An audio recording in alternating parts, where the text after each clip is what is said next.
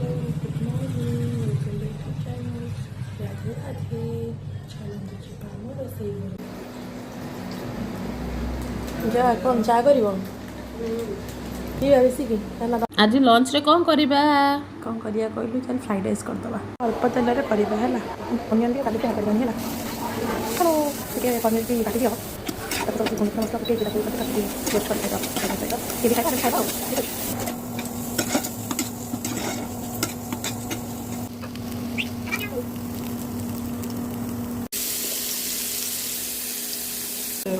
ଗାଜର